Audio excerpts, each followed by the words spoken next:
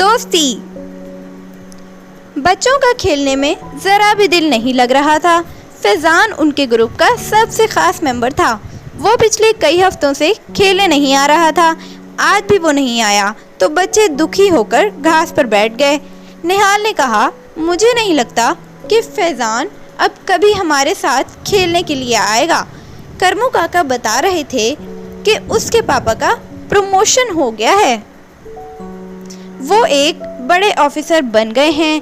भला वो अब हमारे साथ खेलने क्यों आएगा? लेकिन उससे इसका क्या लेना देना? असलम ने पूछा। उस पर फाइक ने कहा, लेना देना क्यों नहीं है? फैज़ान के पापा ने एक कार खरीद ली है, वो अब अच्छे अच्छे कपड़े पहनता है। यहाँ हमारे साथ खेलने से उसके कपड़े मैले हो जाएंगे। भला वो क्यों आने लगा? बबलू बड़ी देर से घास नोच रहा था। उसने अपनी खामोशी तोड़ी और कहा, ये सब ठीक है, लेकिन घर में वो किसके साथ खेलता होगा? उसके लिए एक अच्छी सी गेंद आ गई है, उसके पास कंप्यूटर भी है और वो तरह तरह के कंप्यूटर गेम्स खेलता है। और हाँ, उसके पास ढेर सारी कहानियों की किताबें भी हैं। इतना सब कुछ रहते हुए उसे यहाँ आने की ज़रूरत ही क्या है?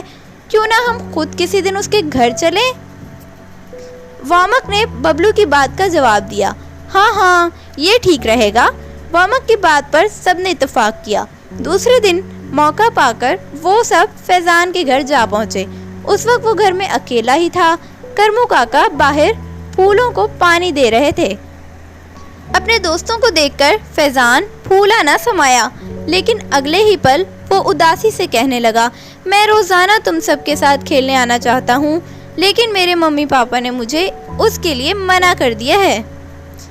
उन्हें पार्टियों में जाने से फुर्सत ही नहीं है और मैं यहाँ अकेला पड़ा बोर होता रहता हूँ। प्लीज़ तुम सब मेरे लिए कुछ करो। ये कहते कहते फैज़ान की आंखें भर आईं और वो रोने लगा। फैज़ान की बात सुनकर बच्चों का शक शुबा दूर हो गया। वो सब सोचने लगे कि अब क्या करना चाहिए। निहाल के दिमाग में एक तरकीब सूझी।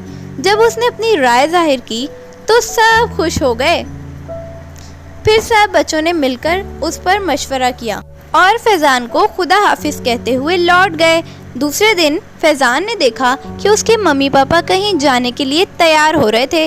उसने मम्मी से पूछा, आप लोग कहाँ जा रहे हैं?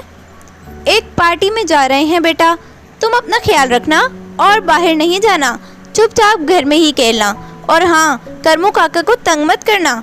मम्मी कहाँ? फैज़ान ने पूछा। क्या पार्टी में जाना ज़रूरी है? ये सुनकर उसके पापा ने जवाब दिया, हाँ बेटे, इसमें हमारे सारे दोस्त आ रहे हैं, हमें सबके साथ मिलना जुलना है, इसलिए हमारा जाना ज़रूरी है। पापा, आप दोनों यहाँ घर में ही पार्टी क्यों नहीं कर लेते? वहाँ जाने की क्या ज़रूरत?